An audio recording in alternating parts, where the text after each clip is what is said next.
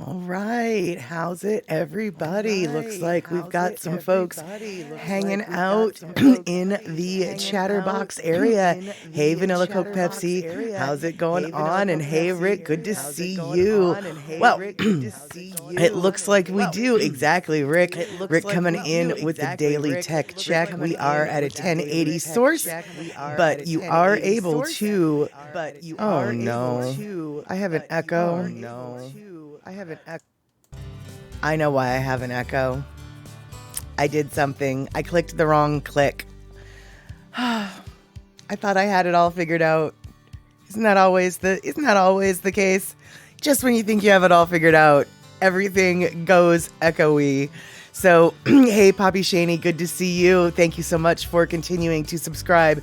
And I think and I hope and I'm crossing my fingers that there is no echo anymore. So, Rick, Poppy Shaney, Vanilla Coke Pepsi, are we in an echo chamber or did we fix that? Because see, I was trying to turn on the background music, but instead I turned on my voice, and then my voice again.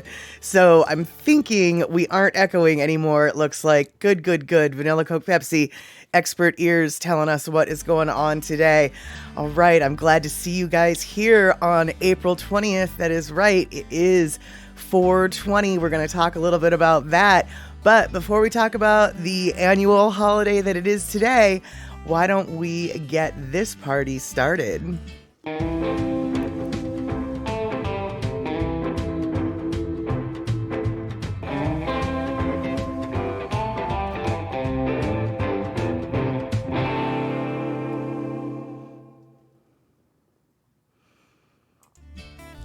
Excelente. All right, we have confirmation from Poppy Shaney that we have no more echo because I did click the wrong click, but then I unclicked the wrong click and clicked the right click. So now that we're clicking, I'm going to say hi to Kenny from the Cove. Good to see you here, Kenny. Okay, so as I was saying, it is April 20th. That is 4/20/2022. Back when it was 420 in the year 2020, it was the magical moment because there was actually 420s in the 420 date. Lots of stoners got tripped out on that one, right? I think it was Snoop Dogg that pointed that one out for all of us. Hey, Darlene, good to see you here. We are talking about 420 for just a quick minute. I'm not so sure if all y'all are familiar with the holiday that is 420, but I'll bet you are. It is an holiday that was denoted because of the date 420. 420 being basically synonymous with weed smoking. But I have to wonder, do you guys know why? Do you guys know what 420 actually meant? How it came to be such slang for marijuana? Because it's an interesting story, and the group of people who claim that they are the ones who came up with it aren't actually sure they're the ones that came up with it. Back in when I was in college, 420 was definitely oh, hey, Pacola T, good to see you. No talk story today. I'm jealous instead. Having lunch Waikiki Beachfront now. Yum. All right, well, I'll be there in June, so I'll be making everybody jealous when I when I go to Waikiki and eat all of my meals Waikiki Beachfront. There you go. You can't even think about Poppy Shaney. Think about 420, says Poppy Shaney. Yep, or you can't even talk about it. Anything remotely associated with 420, you get drug tested at work on a frequent basis. Yes, and because THC, which is the one of the chemical compounds that gets you high with the weeds and the cannabises, it is fat soluble, and so it does stay in the system a little bit longer than other drugs, which are water soluble, which is a little bit unfortunate to know that, like, somebody who's been on a cocaine binge can actually test clean way sooner than somebody who happened to take a hit off of a joint. But those are political issues that we're not necessarily going to talk about. What I am going to talk about, though, is back when 420 was an unknown sourced slang term. It always referred to weed. That there was no other drugs associated with that. But everybody had a different idea about why the number 420 was chosen. It's like, the California code for weed smoking. It is not. And all sorts of random, there's 420 chemical compounds within cannabis. It is not. I mean, maybe it is, but that's not where 420 comes from. It turns out back in the early 90s, this gentleman wrote a letter to High Times magazine saying, hey,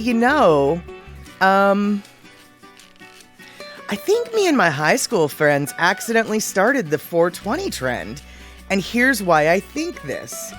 Back when we were in high school, all of us had after-school activities that weren't done until around 4 p.m. And whenever we ended up after school sneaking some tokes wherever their secret spot was, it always ended up being right around 4:20 in the afternoon. So amongst that circle of friends, they noticed, hey, we'll meet at 4:20 because everybody can get to the spot by 4:20. We're done with our after school activities at 4. We'll be there by 4:20. So eventually 420 within that circle of friends morphed into their own private code word so they could talk about it in front of their parents, basically. Oh yeah, we're going to meet at 420. They know what it means. Parents don't, whatever. So all of these high school kids had this term amongst their circle for their high school years. Well, then they all went to different colleges. They all went off and went to college, and they went to different colleges. And slowly but surely, that little term sprinkled its way through the college scene and then eventually onto the Grateful Dead tour scene. And once it got onto the Deadhead scene, that term just spread like wildfire. And then 25 years later, this, 40, 50-year-old dude or whatever, or actually, no, I guess he's probably like 40-year-old dude is just like, all of a sudden, like, everybody's using this term 420 the way I used to use this term.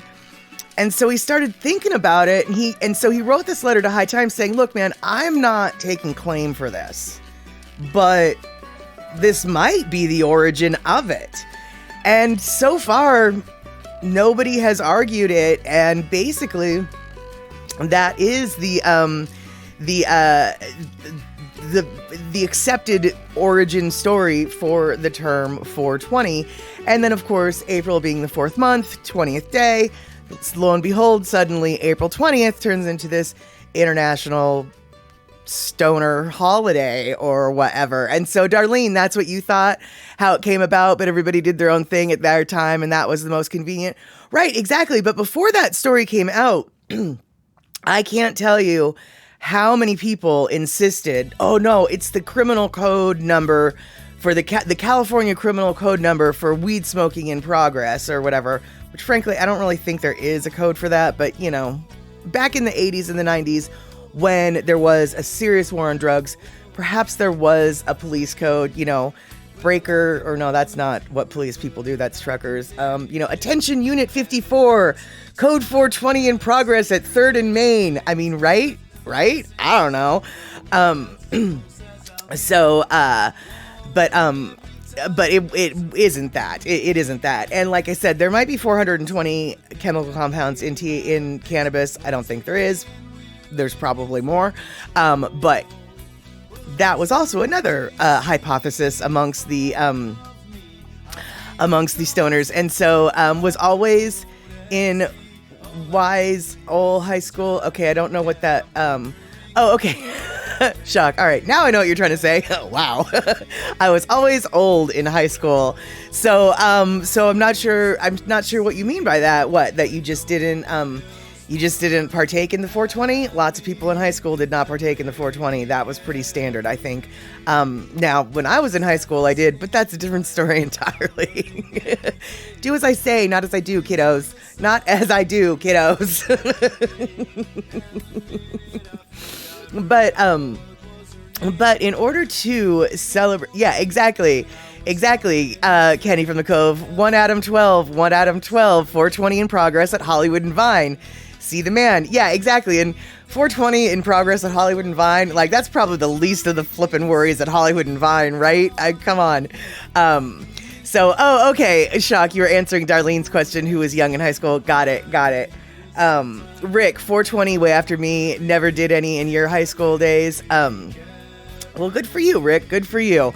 By the time the 80s happened, things were a little bit different in my high school, and I do know, because I went to high school during the height of the drug war, basically, and I do remember the first time I saw a band, and I remember this like it was yesterday. It was the Black Crowes, and I skipped school to hang out in downtown Seattle for that whole day, and I was hoping to get Black Crowes tickets, even though I didn't have tickets at the time. I was hoping they were going to release some, and so I wanted to be there when the box office opened, blah, blah, blah. Anyway, I did end up getting tickets. Not only did I end up getting tickets, I ended up getting like second row tickets or whatever. I don't know how those didn't get sold, but I was super stoked to grab those. Anyway, the backdrop for the stage was this huge marijuana leaf. This was in 1991, and I have to tell you, it was probably the most revolutionary thing I'd ever seen in my entire life at that point. To have a rock band that it's a rock band, everybody knows that rock bands do drugs, but this was the era when rock bands were doing anti-drug publicity commercials and dare to, keep kids off drugs. The 80s was a completely anti-drug situation, from alcohol to marijuana to cocaine to the whole nine. It was a literal war on drugs. I mean, that's what they even called it.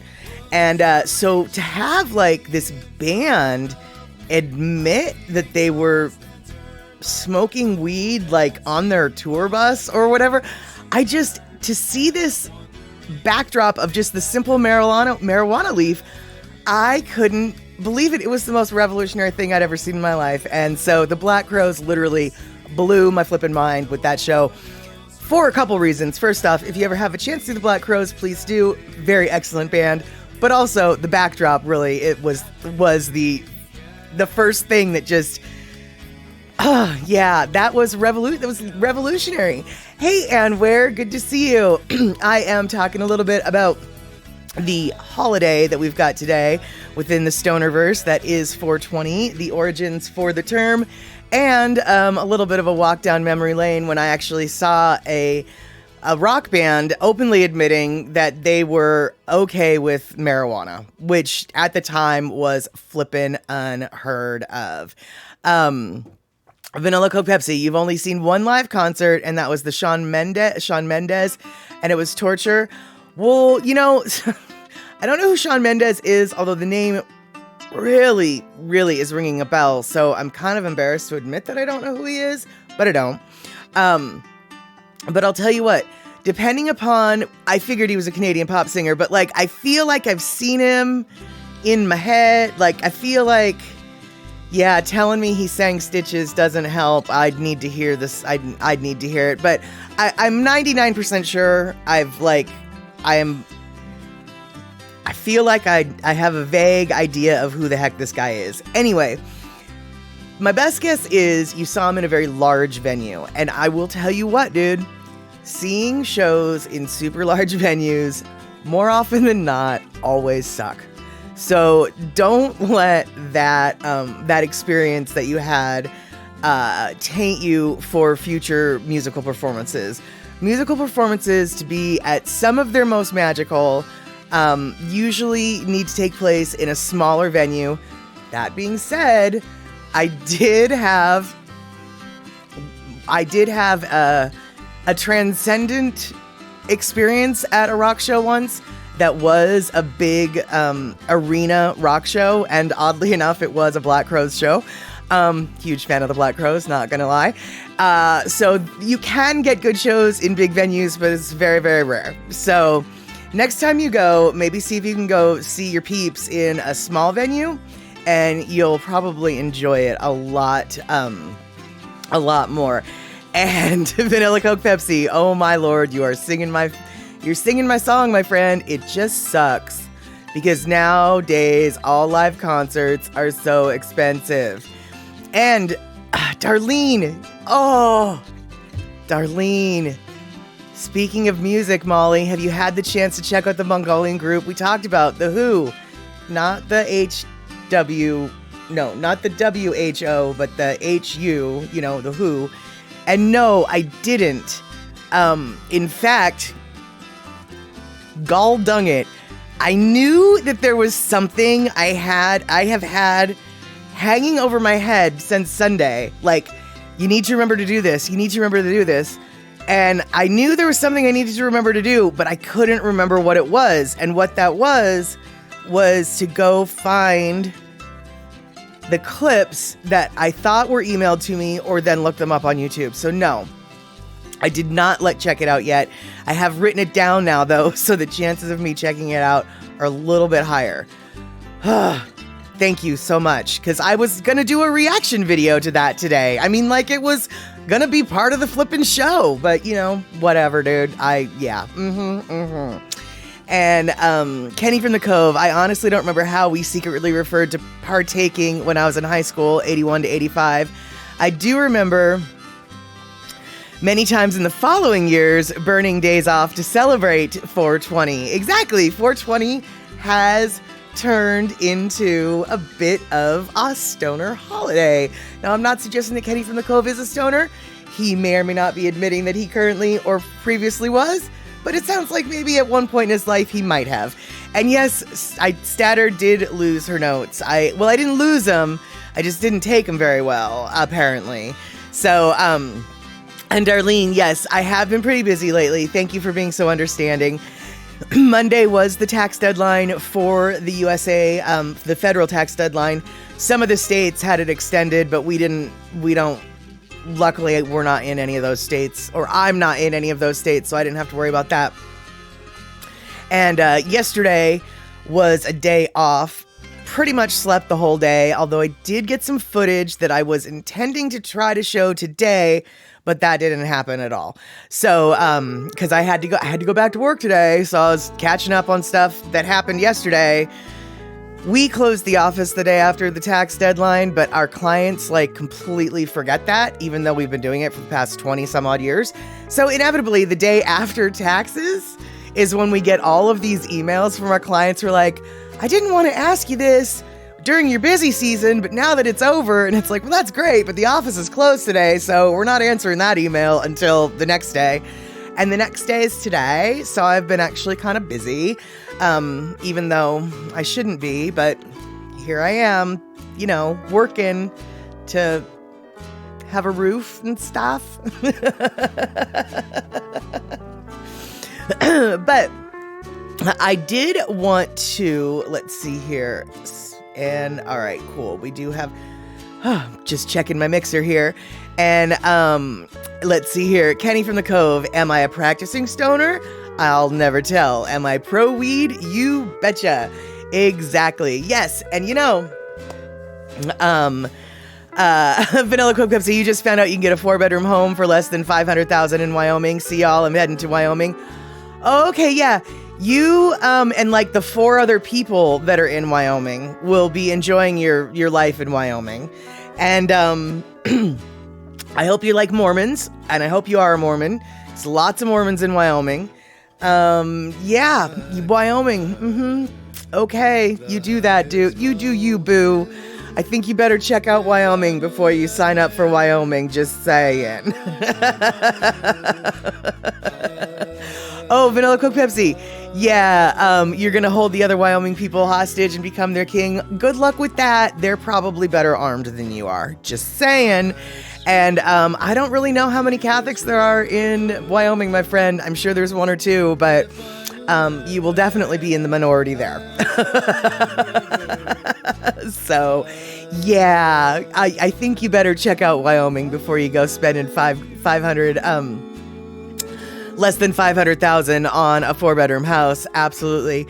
Yeah, exactly. Vanilla Coke Pepsi, stupid Canada with their strict gun laws. That's how I knew the Wyoming folk would be better armed than you. But alas, Wyoming, unlike Washington, probably, I don't think, has legal cannabis. Whereas different states in the United States do have a legal cannabis, either medicinally or recreationally. Currently, right now in Hawaii, I think there's still medicinal purposes. Whereas up and down the West Coast, Washington, Oregon, and California have all legalized it.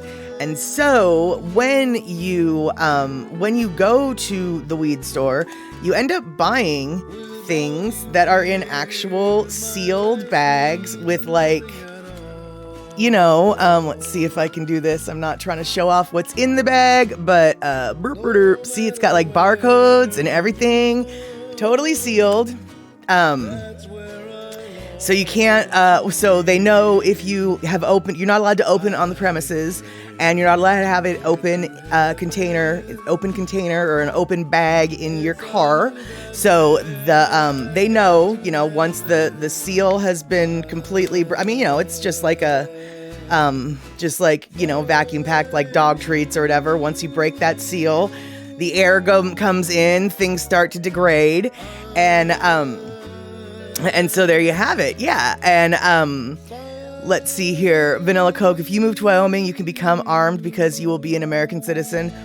Well, no. I mean, you'll have to become an American citizen. But I think that once you move to Wyoming, you'll be able to be. I don't think you need to be a citizen to be armed in Wyoming. I mean, you just need to be in Wyoming. So I don't think you have to even worry about citizenship as long as you, yeah. So, hey, Cindy, how's it? Good to see you. Just talking a little bit about the history of 420 and making fun of Vanilla Coke Pepsi because he thinks that he wants to move to Wyoming. And that's just so cute because I don't think anybody really wants to move to Wyoming, do they? Do they? And Rick, exactly. Corporate pot packaging. You prefer the old sandwich bag days. Precisely.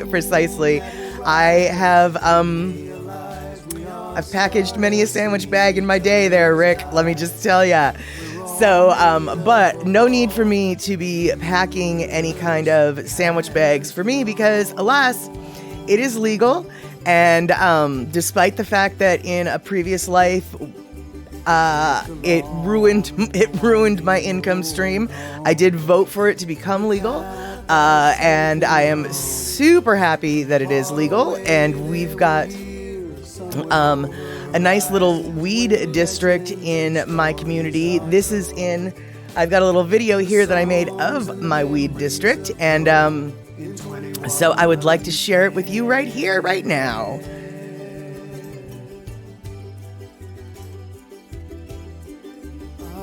We all need some place to stay as the days and the night fade away and the years go by oh so fast, and change is a constant reminder we are the same.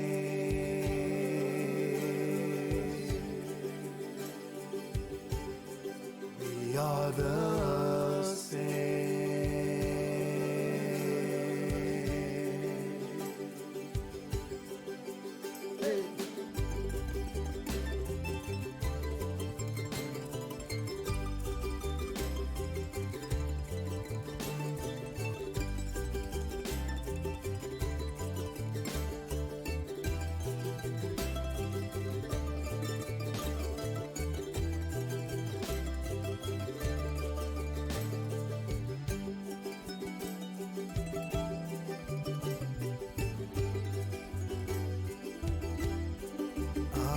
It's okay if we treat each other well. It's okay if we had a bad day. It's okay if we sing out, play ukulele. Maybe that's what we needed to hear. Maybe that's why the people are here. Hear a sweet song.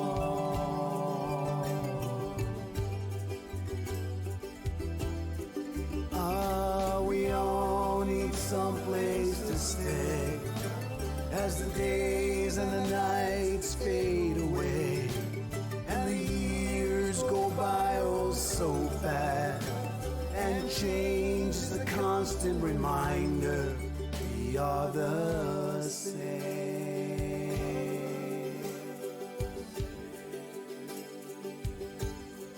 We are the same.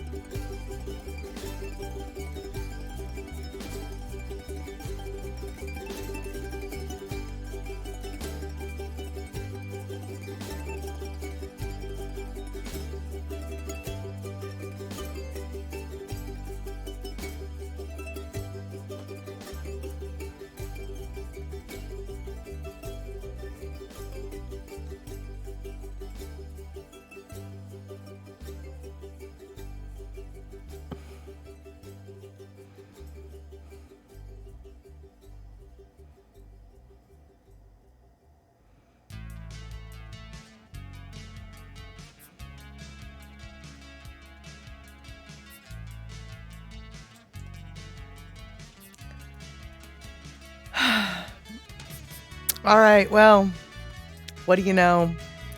I actually made a different version of that video today. Just for today. And I uploaded the wrong one to use on the stream today. So that one wasn't exactly the one I meant to show. But still our weed district. And the background music for that video and this stream and the shirt that I'm wearing is all Lono. So thanks, Rick, for popping up those links to Lono music. And if you enjoy the music that you're hearing here, you can always buy Lono music albums or downloads from lonomusic.com. And if you don't feel like buying anything, but you still like to listen to Lono, check him out on his YouTube page. His username is Kaupe'epe'e, but if you don't know how to spell that, just do a YouTube search for Lono Music, and his page will pop right up. So thank you so much, Rick, for throwing down that those links. And I am a little bit pissed off at myself and kind of embarrassed that I showed the wrong video that I didn't mean to show. And I would love to say that it was because I'm a stoner who partook in some stonerosity at 4:20 my time, but I didn't. I didn't. So all this space cadetedness, I come by it naturally. There's no flippin' excuse at all. Yeah, there you have it. There you have it. And so, I see that Rick and Vanilla Coke Pepsi are trying to figure out just how to circumvent the inevitable Yellowstone caldera explosion if you're living in Wyoming. And honestly, I don't really know if you could do that, dude, because I mean, it really, once that caldera, if that explodes, the whole planet is going to be affected by that. And so I just don't know, I just don't really know if underground or above ground with helium balloons or with your little mole people underneath the volcano, I'm just not so sure that it's going to work, because there's this thing, it's called food, and you might want to eat it, and you're going to have to grow it, and the earth will be covered in all sorts of clouds and ash, and it will be cold, and no one will be able to grow food. I mean, that's what they told me, right? Right? Actually, I don't really remember if that's exactly what they told me. I'm kind of half making it up, but I don't think I am. Anyway, so your kingdom will only suffer some casualties. You expect only one or two of your subjects will perish, and maybe a buffalo. Oh, okay. Well, statistically speaking, I'm thinking more buffalo than people are going to perish, because in that part of the country, there are more buffalo than people. So your subjects will be few and far between, but the buffalo, they will be aplenty. And technically speaking, they're not buffalo, they're bison, but we all know what we're talking about, right? Right. There we have it. And Rick, exactly, but be careful with the balloons, Vanilla Coke Pepsi. You might just float back up into Canada. Yep, there you go.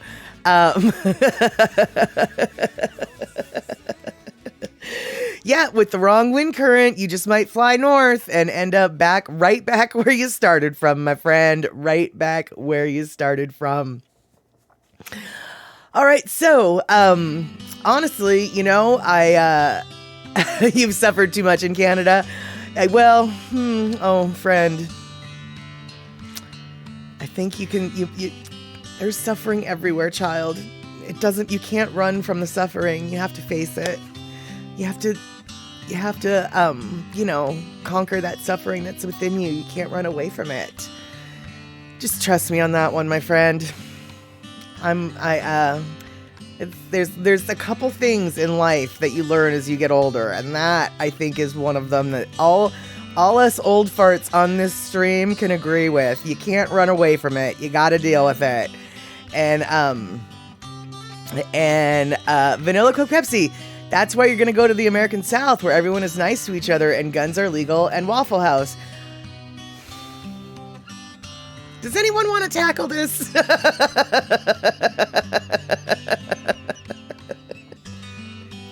Where everyone is nice to one another doesn't exist.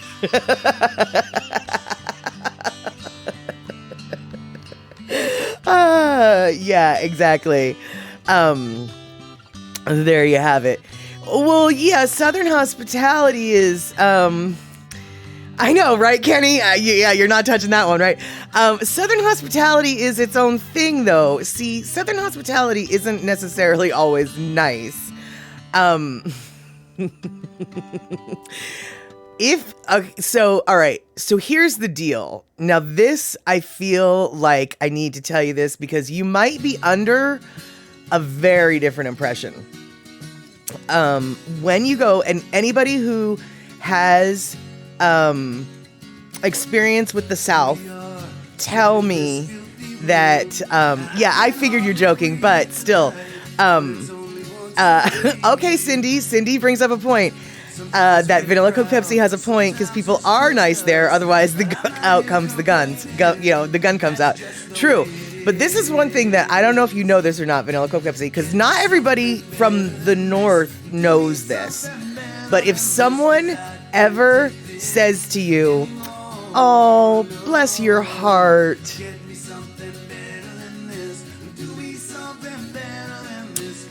yeah, that's not nice.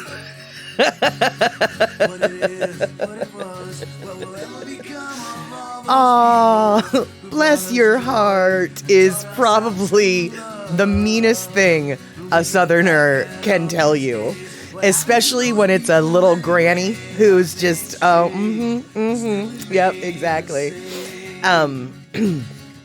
Shock is coming in with pro Waffle House talk.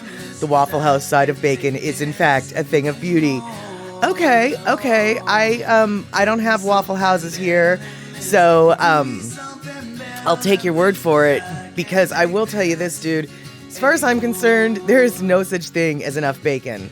Like, what is with people who's like, "Oh, well, here's 3 strips of bacon." 3 strips of bacon? I could eat that in one mouthful. What do you mean 3 strips of bacon? So, yeah, a whole side of bacon. It sounds like they might have a point there at their Waffle House. I don't know how much bacon is in a side of bacon, but I feel like if it's like a side of beef, it's a whole lot, right? Yeah, actually, shock. No, actually, I mean, even though I'm being a total smartass, I actually am wondering, like, how much bacon is in that side of bacon? Because, like, I might move to where there's a Waffle House for the bacon. And, let's see here. Waffle House you want to go to so bad. Like, they have roaches cooking back there and fights every day. And they serve waffles. That about sums it up from what I understand, vanilla Coke Pepsi. I don't have a Waffle House in my neighborhood, so I can't say for certain. But yeah. And, let's see here. Shock. Your boss bought me a side of bacon on the night of the Oracle disaster. 5 glorious strips of bacon at 2 a.m. on a weeknight. That sounds good. And with love, UW, first time chatter. Good to see you. Wait a minute. Could you maybe sing a song, like, for some reason? No. Mostly because I can't sing. And so that's nice of you to ask. But no. But thanks for hanging out. Hope you can hang out. We're just here chatting along about various and assorted things. Right now, we're talking about bacon and how there's no such thing as too much bacon. We're also talking about Waffle House, and we're talking about the phrase, bless your heart. So, Kenny from the Cove is correcting me. Okay, Mad Statter, you're not exactly correct in bless your heart, he says. It can also be a sincere expression of sympathy when you say it to someone you know. Okay, very true. Context is everything for so many phrases, etc. I mean, I could tell you guys, I could tell one of my best friends to F off and, he would laugh because he knows that I mean it in a loving and joking way. Whereas if I said it to a stranger, they might not understand that. Okay. So, I will give you that. But I think, Kenny, you also might grudgingly agree that, like, when spoken to a stranger, it's generally not a friendly phrase.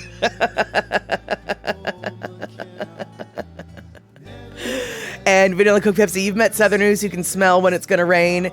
And that's like you in Canada, able to smell when it's going to snow.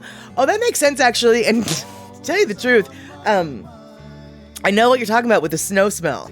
It doesn't happen very often here in Seattle for reasons, but I do actually totally know what you're talking about the snow smell. I've said that to people before and had them look at me strange.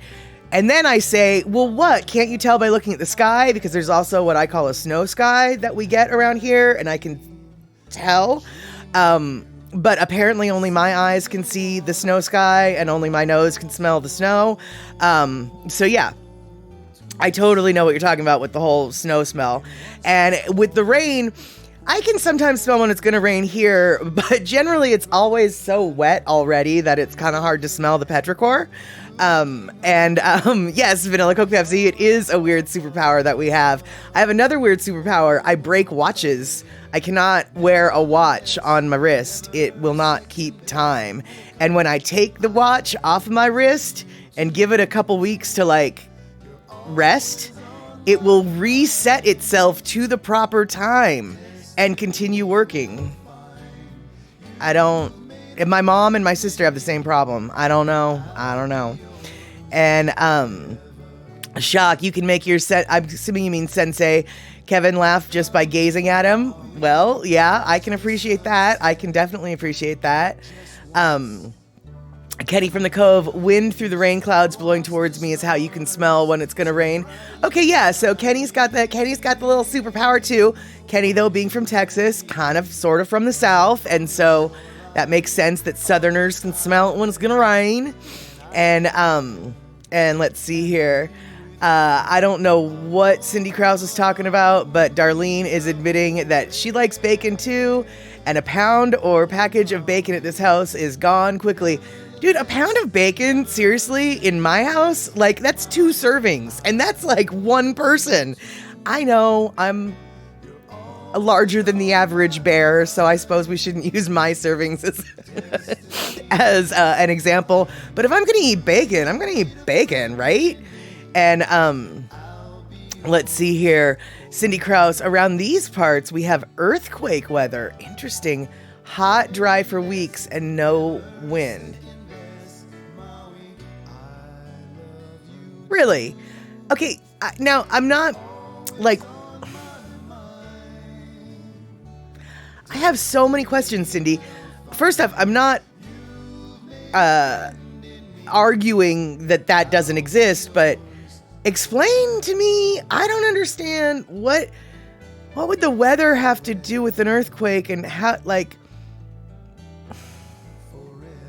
so really, like, people in your area have noticed, like, there's a certain weather pattern that happens oftentimes before an earthquake? Is that what I'm, like, really? That happens? I'm not arguing. I'm truly, please esapolane to me, Cindy Krause.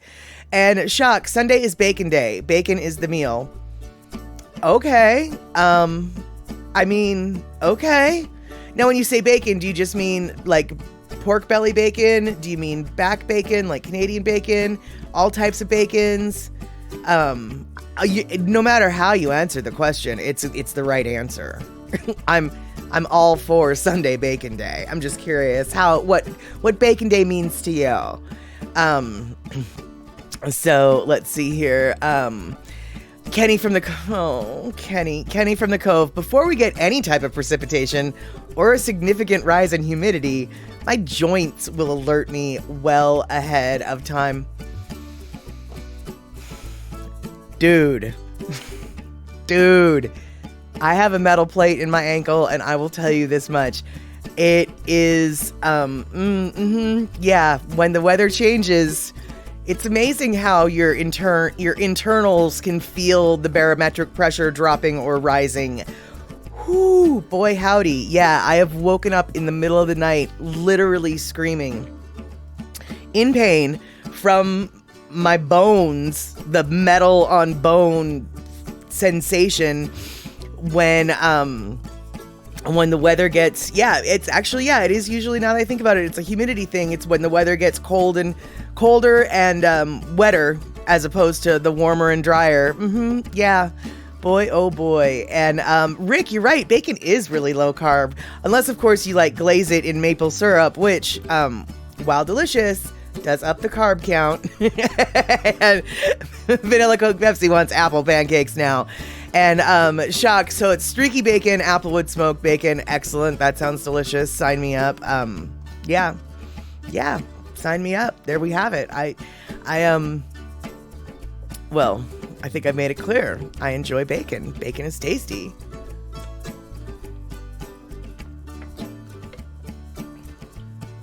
And hey, Vanilla Coke Pepsi. Just last night, I was looking at the maple syrup that is in my cupboard.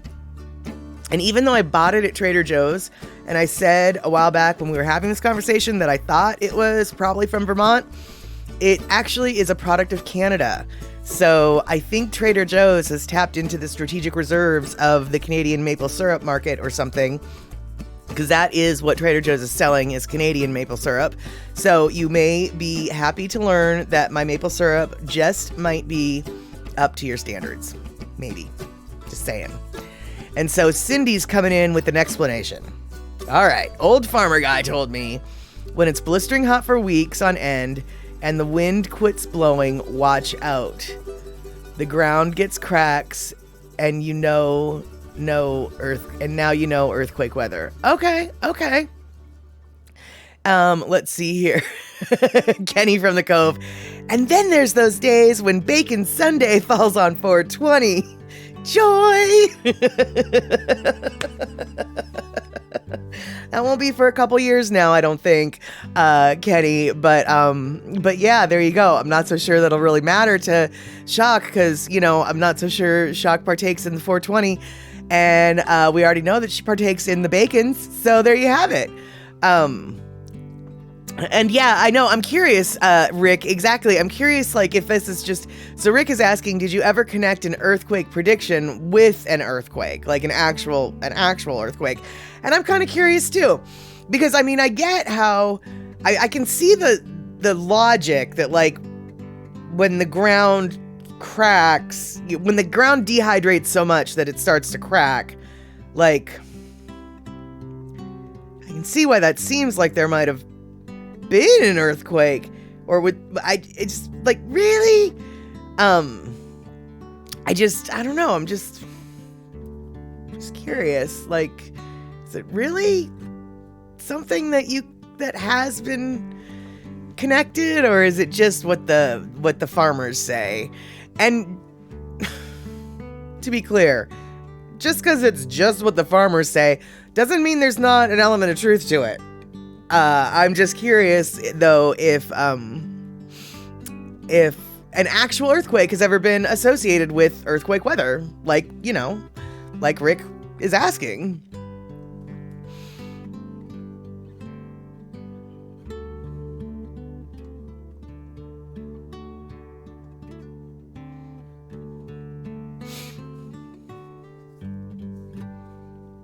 Well, right, Rick. Yeah, exactly. The groundwater subsides, things, things shift. I don't know. I just wonder. And, Kenny from the Cove, much love to whoever it was that first made bacon. Yeah, exactly. Vanilla Coke Pepsi. I can smell before a blizzard happens, and now I want a Dairy Queen blizzard. Are you sure you don't partake in 420, my friend? Because that is absolutely a phrase that somebody who might partake in 420 would say. Right there. I can smell before a blizzard happens, man. Now I want a blizzard from Dairy Queen, man. That's what you just sounded like to me. And yeah, I know you never did drugs, never will do drugs. That's what you say, and I believe you. It just, honestly, you're and you're also a minor. Oh, honey, I know that you're a minor. I understand. But kids get into things. And besides, I was just joking with you. With your whole, I can smell a blizzard and now you want Dairy Queen. That was funny. That was a funny joke. That was a classic stoner joke is what it was. You might not know it, but but yeah, exactly, Rick is a minor with the munchies. Kenny from the Cove, and now you're jonesing a bacon maple bar from Voodoo Donuts. Okay, first off, The bacon maple bar from Voodoo Donuts is good. But there's actually okay, so many things. Voodoo Donuts, I think, was the first donut shop to popularize the concept of putting bacon on the maple bar. They might have even been the first ones in the country to do it. I don't know. But they were definitely, I think, the first ones to popularize it. But now I have noticed all sorts of places are putting bacon on their donuts in one way or another. Putting bacon on their maple donuts in one way or another. So I wouldn't be surprised, Kenny, with a little bit of sleuthing, you could probably find a donut shop closer to you than Voodoo. I'm not suggesting it'd be in your neighborhood, but it might. But I wouldn't be surprised if you could find a donut shop that has bacon with their maple somehow. And it seems like Voodoo Donuts has kind of upped the game for a lot of donut shops these days. And so a lot of donut shops are getting really fancy with their toppings the way like Voodoo Donuts did. And so I feel like you might not have to hold out for Voodoo. I'm not suggesting that they're going to be as good or better than Voodoo, but I am suggesting they might be. You don't know till you try, right? Right. And, okay, C Honda coming in with some stories about the earthquakes.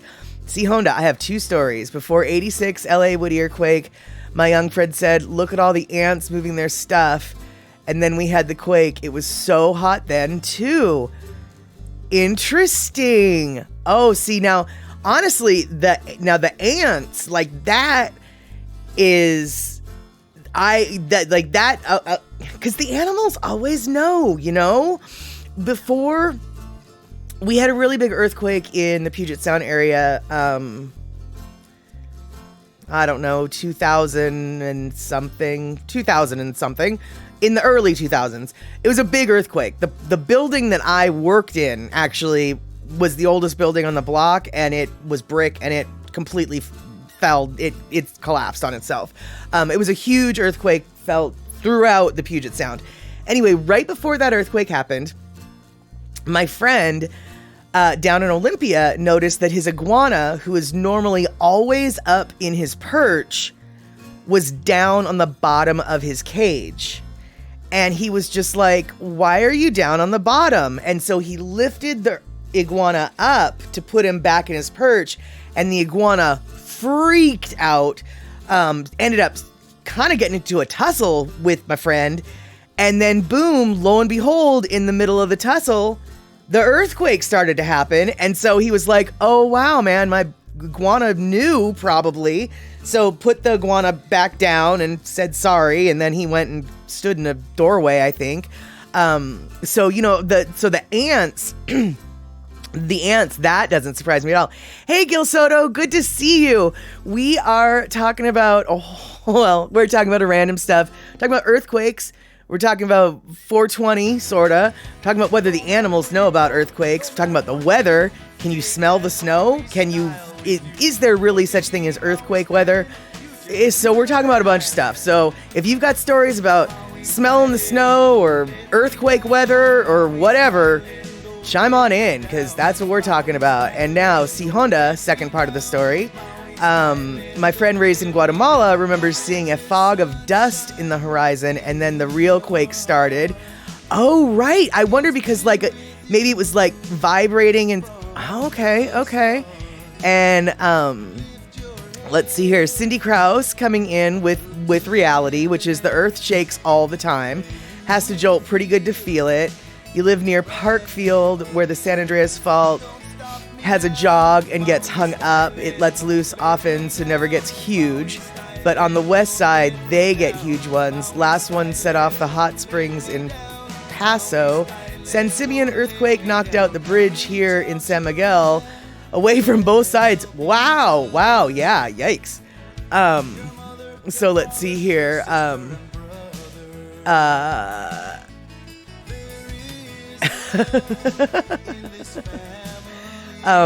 Darlene, you've never had an experience of an earthquake and really don't ever want to experience one? Actually, honestly, a lot of earthquakes really aren't that big of a deal. One of the first earthquakes I remember being in, and I didn't know it was an earthquake at the time, was when I was a kid at my parents' house and I was on a recliner chair, and the chair started to shake a little bit, just like it would when the dog was under the chair, scratching his ear and like sort of, his leg was beaten against the thing. So I thought that Pepper, the dog, was under the chair. But then it happened again, and I saw that Pepper was like across the room. So I was like, well, that was weird.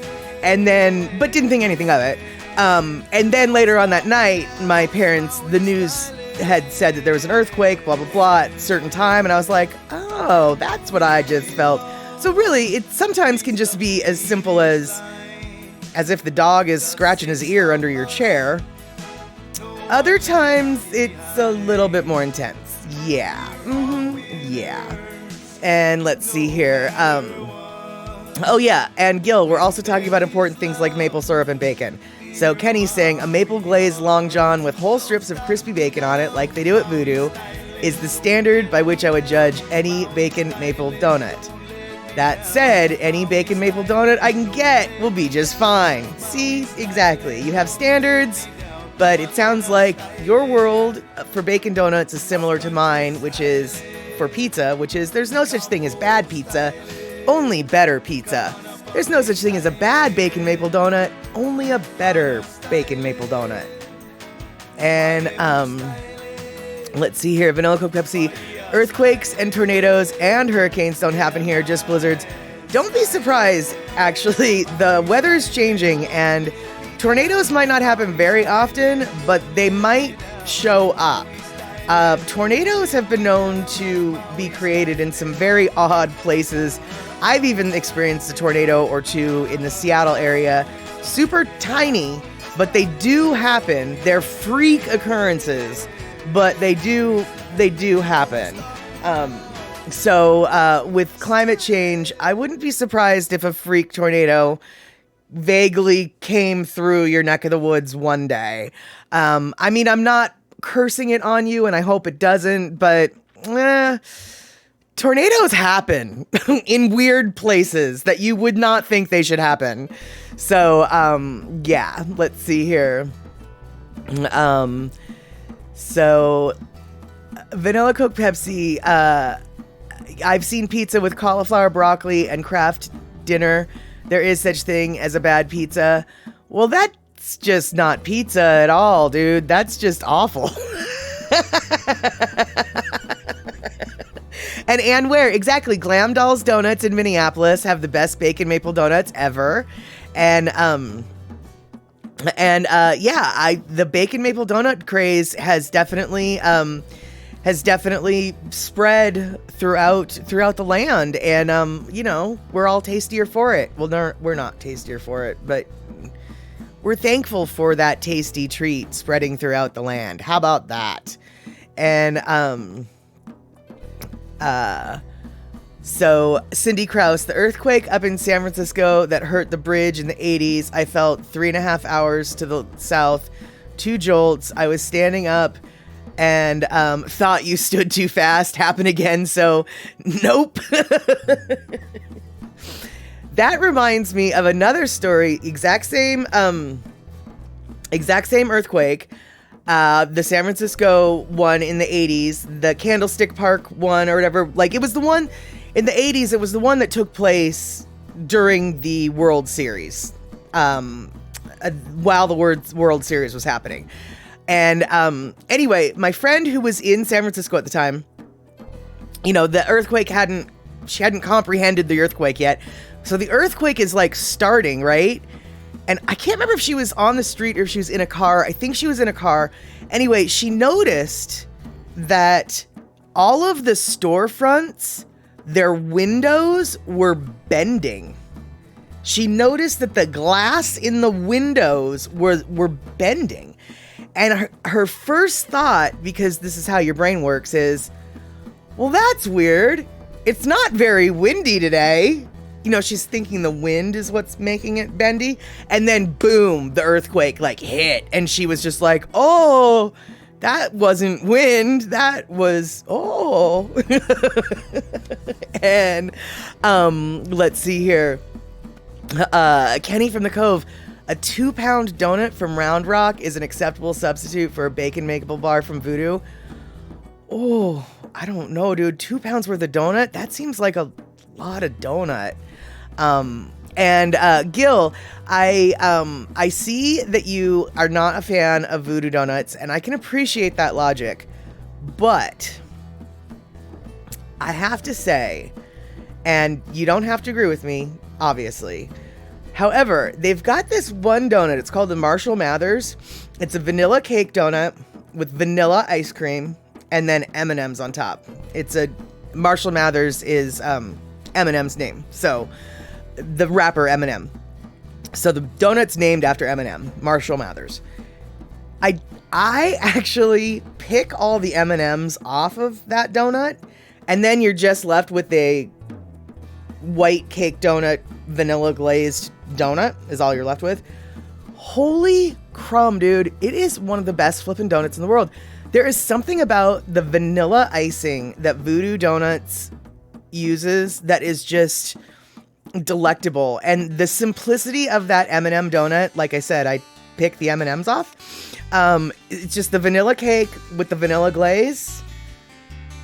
Honestly, if you have an opportunity, if you're ever in the mood, if you feel like giving Voodoo a try again, I humbly suggest the Marshall Mathers, the M&M. The vanilla cake with the vanilla glaze. Pick the M&Ms off. It's a delicious, delicious treat. There you go. It's one of the simplest donuts you can get at Voodoo, without a doubt. And I make it even simpler by picking off those little M&Ms. And Kenny from the Cove, the 2-pounder from Round Rock is definitely worth sharing, and it's got an orange glaze. Interesting. Now, the 2-pounder from Round Rock, Gil Soto, I don't think it's called the Slim Shady. I think it's actually called the Marshall Mathers, but however you remember it that way. Because, yeah, Slim Shady, you got it. You know what's up, my friend. But Kenny, back to you. The 2-pounder donut at Round Rock Donuts in Round Rock, Texas. Is that donut like the cake kind, or is it the yeast, the raised kind, the fluffy kind? Yeah, I know you were playing on the topic. Exactly. I just wanted to make sure that you didn't like go in there thinking, never mind. I just want to make sure you got it right, man. But you know what's up. Gil, playing on the topic. I love it. But yeah, Kenny, I'm just curious, is it the yeast raised kind? Because that, a 2-pound raised donut, I mean, how big would that thing be? Like a 2-pound cake donut, you know, the cake donuts are way heavier, so like they're not going to be as big.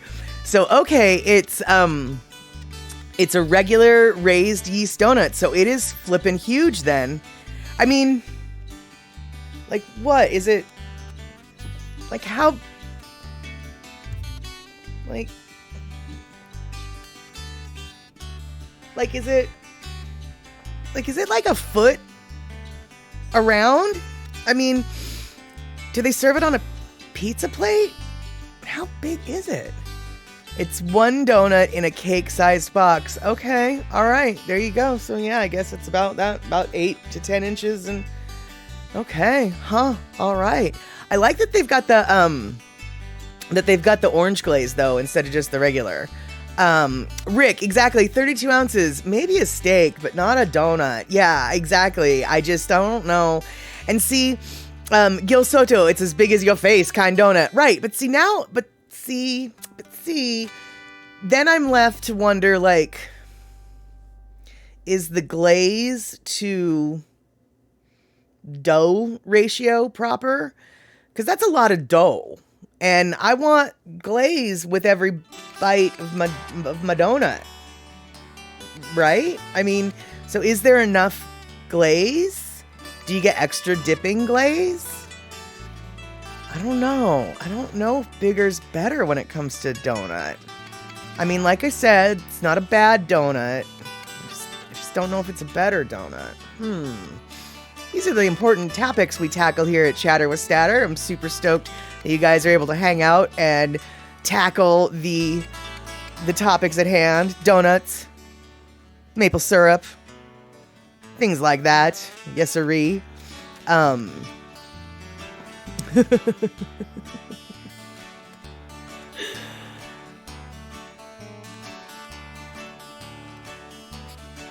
Yeah, see, Honda, I think that it's a good question, though, right? It's the donut ratio.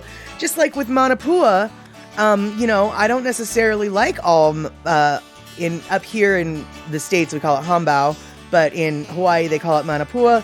Sometimes I don't like the Manapua because there's, like, only a little bit of the filling, and then it's all just puffy bread. I don't want the puffy bread. I want the ratio of the yummy stuff and the bread to be worthwhile. And so, Darlene,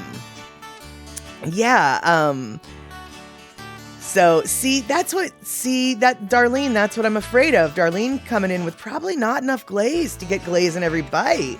More like a cake with the glaze. See, and I don't know how I feel about that. I might have to go on a serious inquiry and study this topic firsthand. That's right. I might have to firsthand, And OK Candy from the Cove says that Round Rock donuts have the perfect glaze to donut ratio. And Gil Soto is coming in, also an eyewitness expert. The 2-pounder at Round Rock has plenty glaze. Huh. All right, well, I never thought I'd say I want to come to Texas to try a donut, but I feel as though I need to come to Texas to try a donut. And yeah, exactly, Rick. A 2-pound donut. Isn't that a bundt cake? Right, exactly. Oh, that's funny. Yeah, that's exactly it. A bundt cake. Yeah, all right. 2-pounder at Round Rock. I'm gonna have to do some internet research here to just see what's going on, because the malasadas and stuff, they're just tiny, and so they've got the good glaze to sugar to dough ratio, so they must have a lot of glaze there at Round Rock.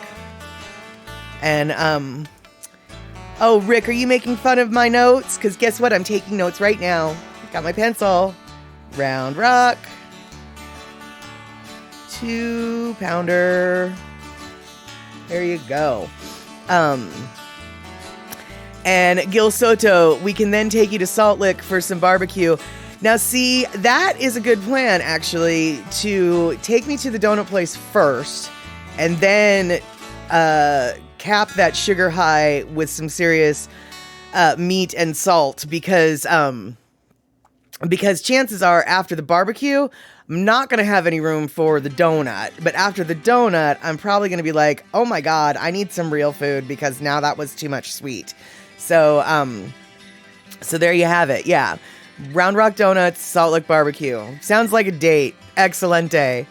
And Kenny from the Cove, it's about half the height of a bundt cake, if your memory serves me correctly. It has been a while since I tackled a 2-pounder. Fair enough. I can only assume that the 2-pounder is not something that you want to do on a weekly or even a monthly basis. That's probably like a every couple years, let's go into a diabetic coma type of event, right?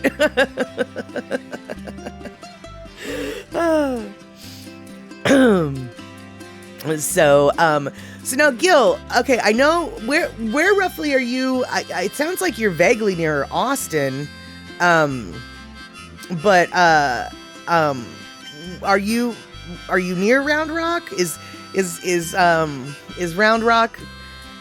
I mean, yeah. Are you near? It sounds like you're very familiar with the place that Kenny's talking about, and I assume that Kenny's familiar with the place that Kenny's talking about, because he's talking about it like he knows what he's talking about. And see, Honda, take the donut to go and eat first. No, see, I don't think so, because I think I would just like to have a little bit of the donut and then get the sweet buzz and then go and tamper that down with real food. Because like I said, I think I'm going to... I prefer barbecue to donuts. So I'm going to eat more at the barbecue place than I have any business eating at the barbecue place, right? And so then there's no room for donuts at the end. Always got to eat dessert first, right? Okay, so you used to live down the road from Round Rock Donuts. Okay, gotcha. Okay, got it, yeah. And hey, eMusic, good to see you. I don't think I said hello to you earlier. We are talking about all sorts of random stuff as usual, but right now, as usual, we're talking about food, donuts this time. We were talking about bacon and maple, but then, well, donuts. And so, let's see here. Kenny's saying that Gil is closer to Austin and Round Rock than you are. You're an hour and a half north. Got it. Okay. And C Honda has your plan, Darlene. You would do too, have the meat, barbecue, and later eat the donut. Well, okay, I guess like later eat the donut. I could see that logic as well. And Gil, okay, so right now you stay in South Austin as we're waiting for a new home to be finished. Oh, eMusic, you've been here since the beginning, just lurking. Okay, then you know what we're talking about. Or maybe you don't know what we're talking about, because honestly, at this point, I don't really know what we're talking about either, but you at least got here naturally. And Gil, so you're in South Austin, you're waiting for your new home to be finished. I'm going to assume you've got, I'm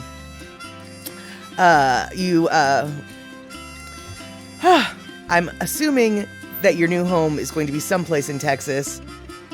But, correct me if I'm wrong, because if you're building a home in someplace like Hawaii, I think that'd be super awesome. And let's see here. All right, everybody's saying hello to eMusic now that we know she's here. So, you know, I had a video I was going to show you guys, but now I'm not so sure because it's very much off topic. So, C Honda, Round Rock sounds like a pronunciation by Scooby-Doo. Okay, you're moving to east of Texas, Bastrop. I'm not sure how to say Bastrop. So, gotcha. I don't know that. I don't know that town. That does not sound familiar to me. Oh, east of Austin. That's why it doesn't sound familiar to me, because that's not generally the direction that I'm coming from when I go into Austin. I'm usually coming in through the hill country, and a little bit west, I guess. So, no wonder I don't recognize Bastrop. Well, you know, wherever it is that you are. I don't recognize that name. And 30 minutes from the Giga Plant. What's the Giga Plant?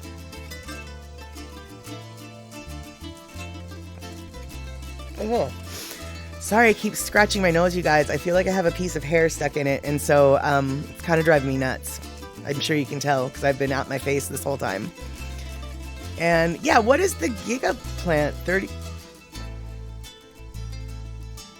Does anybody know what a Giga Plant is? I mean, I'm guessing Gil knows what a Giga Plant is, but I have no idea. Oh, it's Tesla's new auto production plant. Gotcha. Do you work for Tesla, or are you just using it as a reference that obviously flew over my head? Do you work for Tesla? I can't even imagine what it'd be like working for Tesla.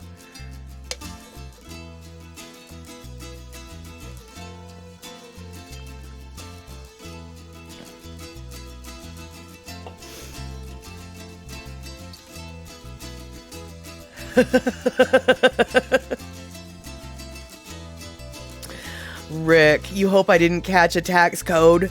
Oh, I got something. It's a tax code, all right. I'm sick from the tax code. That's exactly it. I came down with a case of the tax code. Okay, you work for the University of Texas at Austin. Got it. Okay.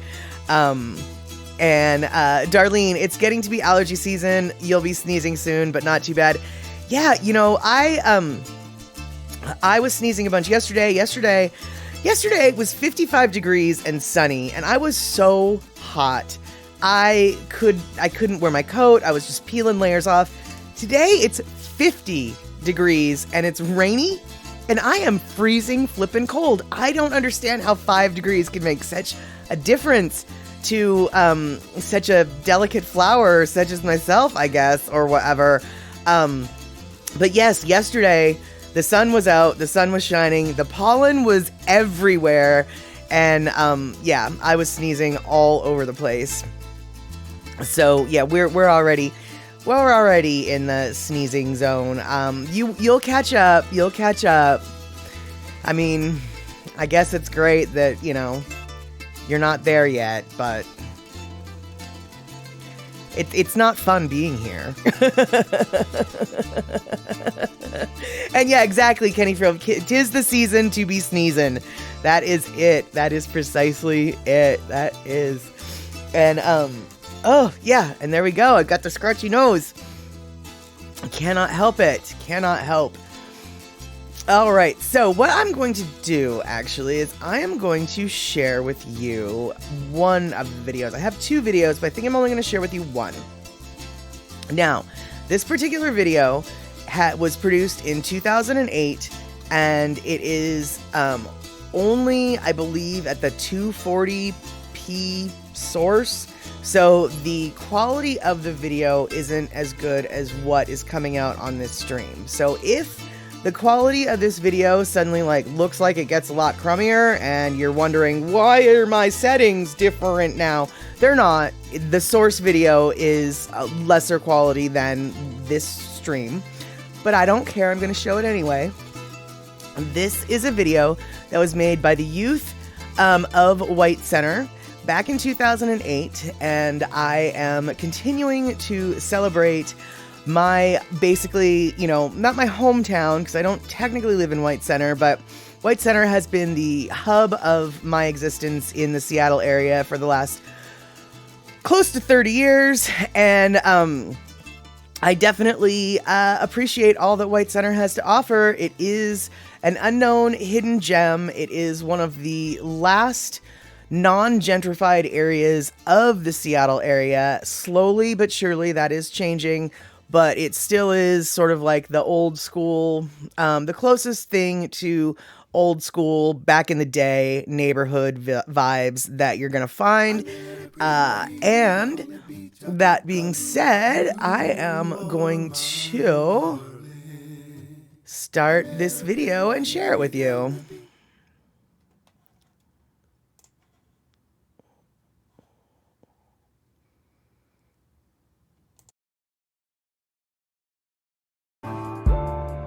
White Center គឺជាប្រទេសទី2របស់ខ្ញុំនៅក្នុងសហរដ្ឋអាមេរិក White Center es mi comunidad. ផ្ទះខ្ញុំ White Center Boulevard Park نادي جزاي White Center Boulevard Park White Center وحفظية White Center حفظية وحفظية White Center Boulevard يني فيتنامcho White Center This was a long time ago. They called the Rat City. Nobody want to live over here because it's an inferior place, and the housing project, and there are all those kind of drugs, murders, whatever stuff that comes over here. I met a lot of people. They told me again and again that, you know, this is the worst place to live, and they also recommend me not to stay in White Center. It's not a good area, you know, to do anything in this area. We do have a drug problem here. We do have a gang problem. To do anything in this area. We do have a drug When I was younger, I used to always avoid White Center because you just didn't want to have to deal with the problems that it was associated with it, which was the gang violence, the drugs, the prostitution. Like White Center was gang violence, the drugs, the You prostitution. can walk down the streets now. Before you used to have to fight your way down the streets. It was a pretty bad area around here for fight your way down the streets. I'm thinking particularly of the 80s when there was a lot of gang activities in White Center. White Center was like the When there ghetto. was a lot of gang activities in White Center. White Center was Hello, my name is Sabrina, and I'm going to bring some information on it. Guys, White Center. Mr. Green and Mr. White, and they flipped a coin. Mr. White won, and that's how they got White Center. The nickname Rat City, rat meaning recruitment army training, came not from an invasion of rodents, but an invasion of armies. White Center has always been put down and labeled an impoverished ghetto, place full of drugs and crime, but people today only focus on the bad. What they don't know is White Center is a very diverse community, full of potential, full of active youth and leaders striving to overcome obstacles thrown at them because of the labels put on White Center. But times have changed, and so has White Center.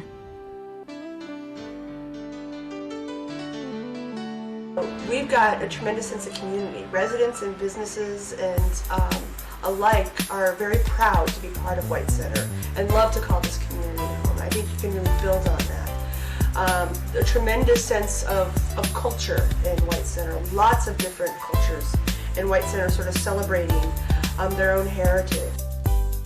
I think White Center is the world. I think when you are in White Center, you see people from all different countries. You experience the mix that is the world. A neighborhood where there is a celebration of diversity, lots of different kinds of people from all across the world came to this neighborhood. In many cases, their first home away from their homelands. It goes past there, you could punch out there, 20 people go past, every one of them talking a different language. That's great.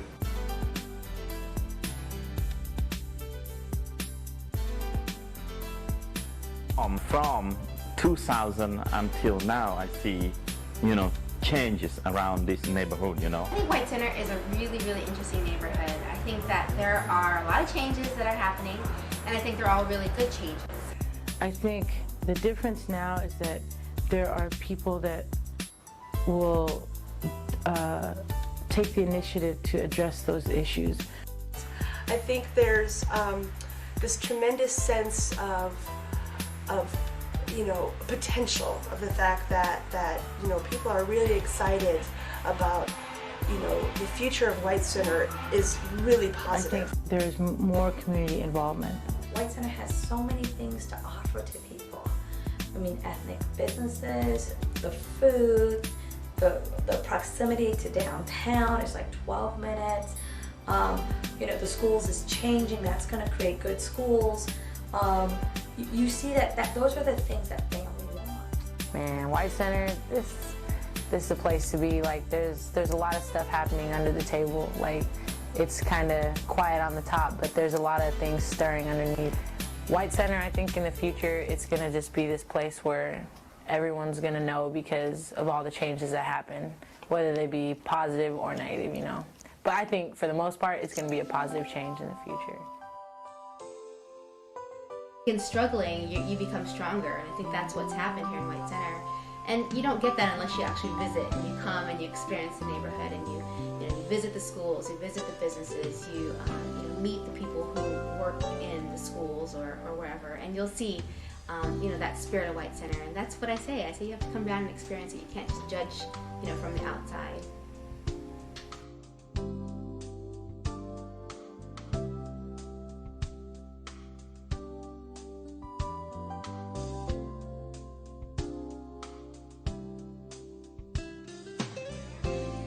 White Center is a neighborhood of people really proud of who they are and where they've come from because they've worked hard to get there.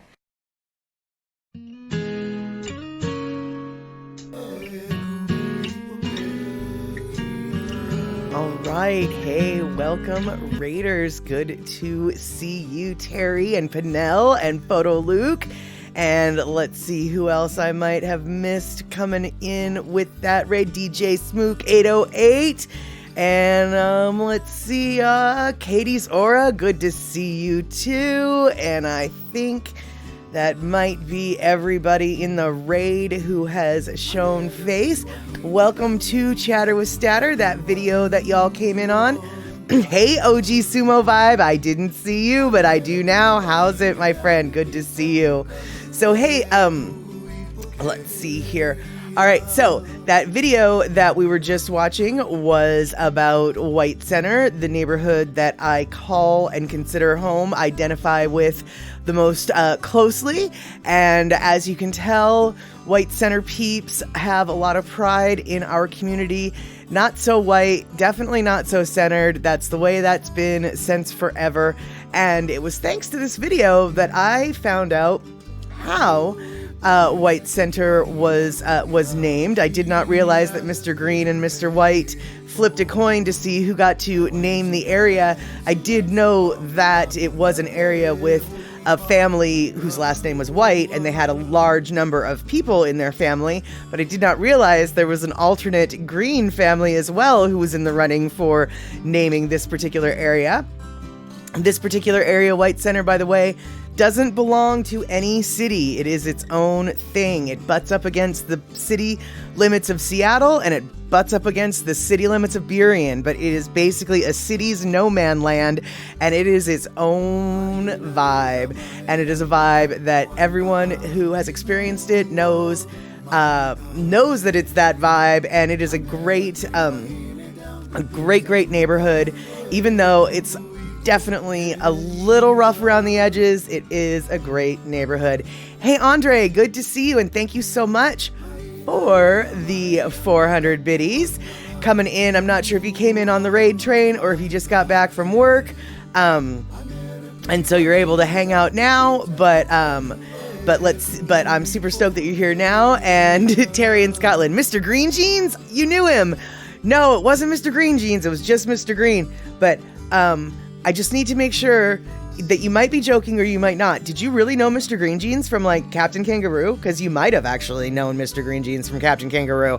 So I'm actually legitimately asking, even though you were probably joking, did you know Mr. Green Jeans from Captain Kangaroo? Like for real, I'm wondering. And oh, okay, Andre, you just got home. Okay, that makes sense. And Rick, let's see here. It looks like Rick is trying to tell us that the Lyrid meteor shower is starting for the next week. And so hopefully folks will have clear skies and be able to check out that meteor shower. I'm not sure what direction of the sky you might need to be looking at in order to enjoy that shooting star parade. So if Rick wants to clue us into which direction we want to be looking and stargazing to see that meteor shower, I'd be super stoked. Oh, you just need to look up, huh? Okay, cool. Sounds like a plan. Just need to look up. So you don't need to look westerly, you don't need to look easterly, you don't need to look southerly. Southerly? Sure. Northerly? Northerly? So let's see here.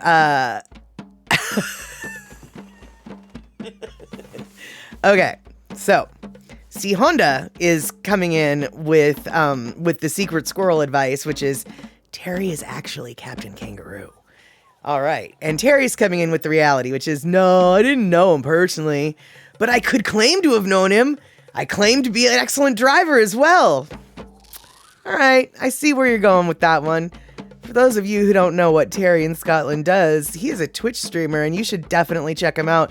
He does this European truck driving simulator, although he's been known to do the American version as well. And I'm telling you, man, you hang out on the back of his party bus with the Statterbox crew, or when they're over there, it's the party bus crew, and all sorts of folks that he can gather up.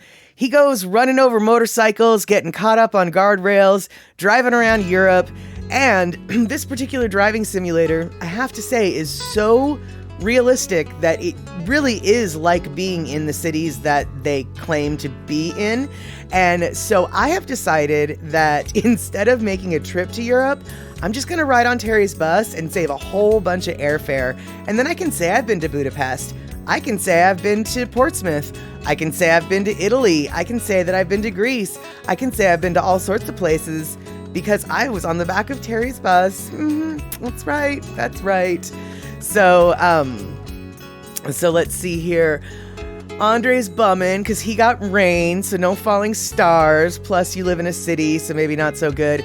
Yeah, you know, as much as I enjoy living just outside of Seattle and proximity to so many wonderful, easy things like a 7-Eleven in one direction and a bodega in the other direction and multiple grocery stores within walking distance, it is kind of a bummer, the light pollution and not being able to see the stars. I will admit that. And Rick is giving us a little bit more of an legit answer where you want to face east. after midnight till dawn, looking for the shooting stars. And apparently the secret to seeing them is you need to stand on your left foot and spin to the right slowly. All right. Yeah, I'll do that. Yeah, I'll do that, Rick. Yeah. Let's see here. And Pinnell, you face southwest, rats. Well, Pinnell, you can go outside and go face east, can't you? Let's see here. And love Pat, good to see you. We are here today. I don't know if you've come in with the raid with Terry or if you've been hanging out or just coming in, but we are talking about all sorts of stuff, earthquakes. Right now we're talking about the shooting stars. And let's see here. Cindy Krause, you got a hella on. Thanks for the great time, Statterbox crew. Well, thank you so much, Cindy Krause, for hanging out. And we will be wrapping this up in just a few minutes. So no worries about heading on out. You won't be missing much. Oh, Pinnell, you're in Iceland now. Oh, yeah. Well, then, no, you probably don't want to go outside, do you? You just want to stay in where it's warm and cozy. All right. And OG Sumo Vibe. Wait, I missed that story. You did what on the back of whose tour bus? Eyes looking all around. Well, OG, that's not what this story was about. But there was this one time. No, actually, that's not. I've only been on a tour bus once, and it was for only slightly nefarious reasons. So there you go. And let's see here. And Andre's saying, you see way more accidents in real life and lots of motorcycle accidents, so Terry makes the trip nicer.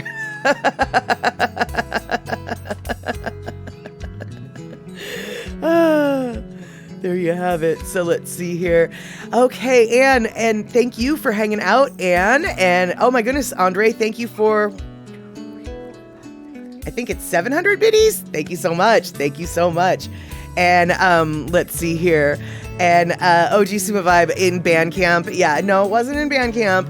It was back in my former life before things had been legalized, and you know, business transactions took place in the back of a tour bus just once.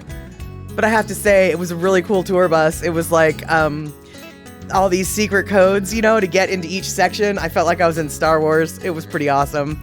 It was probably the most glamorous time of my life, and it wasn't very glamorous, so, you know, that's how glamour works, isn't it? Yeah. Hey, Andre, thank you so much for gifting those gifts to Black6705. Thank you so much for spreading that love. Alrighty, well, it is Wednesday, which means next time we get to hang out together is going to be Statterbox at the cinema. And I'm not sure what's going to happen at Statterbox. I'm going to try to watch the movie that I couldn't watch last week because of all the butts. Yeah, Andre says, a movie without butts. Maybe. We'll see. What I'm going to try to do, because this looks like a good movie, and I want to share this movie. So what I'm going to do is I'm going to see if I can somehow blur the butts. Like, create a way that we can watch this movie without being subjected to butts. There's a lot of men in traditional loincloth Mahalo dressing, Hawaiian-style clothing, so we'll see if I'm up to this task. But that is, in theory, what we're going to be watching on Saturday. If I can't edit out the butts, then I'm going to play a movie called Get Low, and it's a Bill Murray movie, and it's about this dude who's gonna hold his own funeral before he dies. And I guess it's a comedy, but you know, Bill Murray comedies sometimes, you know, there's some life lessons to be learned there. So we're either gonna watch the movie with butts, without butts, or we're gonna watch Get Low. It really depends on my skills. So there you have it. And Andre, we watched Life of Brian with Shock, and you think she got away with it, but she had to blank out some male frontal nudity. Right. Well, because I'm not saving my Statter box at the cinemas, there's a chance that there is not any live monitoring, which means there's a chance that the butts might go unnoticed. And I know that Shock also does that. She does not have the video on demand feature for her Twitch stream turned on, so nothing is being saved. It's just going out and disappearing into the ether. And I think that might let you have more leeway with butts, but I don't know for certain. And so just because she got away with it by doing this one thing doesn't mean that I'm going to get away with it doing that one thing. That being said, I'm still going to do that one thing, which is not have the video on demand queued up. But I still want to be safer than sorry. And yeah, exactly, Terry. A challenge to my butt blurring talent. That is exactly it. And so, and then right, Andre, they were white butts, so maybe not so bad because they only hate brown butts. You know, I don't know that they only hate brown butts, but so far, that does seem to be an issue that they have. And so, so yeah, there you have it. And, okay, well, OG Sumo Vibe, you will get to see all sorts of bare brown butts at the Merry Monarch if the men are wearing their traditional malos. But if you were streaming it on Twitch, I don't really know if the Merry Monarch would pass Twitch's muster. Their terms of service, they just don't like those bare bums, you know? So there you have it. Twitch, the hater of brown butts. Could be. I don't know for certain, but I do have some suspicions. They've got some splaining to do. That's right. So, all right, it is 2 minutes past the bottom of the hour, so I've been babbling about butts for a couple minutes too long. And OG Sumo Vibe, you close your eyes when Manacoli comes out. Understandable, and you know, I wish Twitch would do the same thing. But alas, they keep their eyes wide open, and then they hold it against me. They don't hold the butt against me, they just hold me showing the butt against me. Anyway, yeah.